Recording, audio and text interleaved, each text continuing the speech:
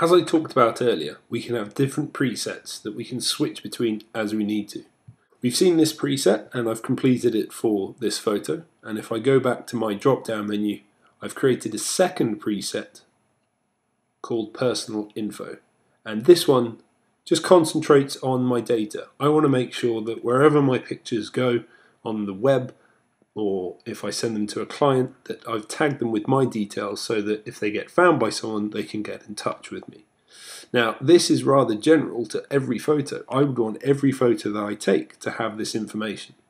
And instead of having to do lift and stamp to get that information copied between them, I can actually build it into a preset to apply to all future imports. I've filled out the data again for this one image, and it hasn't been copied across to any others just yet. And if I go to the little cogwheel drop down menu, we've got an option here called Metadata Presets. Just going to zoom in here. And we have the option to append and replace with a preset, or to create a new preset from this version. So if we click on that option there, we can see that it's picked up the data that I've added, and I can call this one personal info. And all of the other IPTC fields are here as well. So if there is one that I've forgotten, I can tick and fill it out as I need to.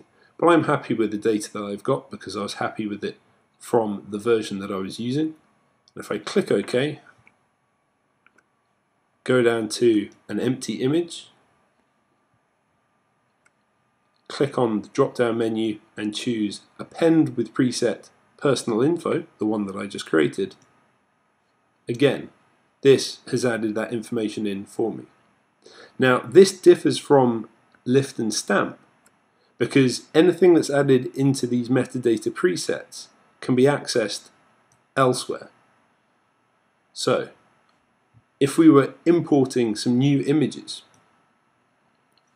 if we go to the import window, we have this option called metadata presets. There it is again.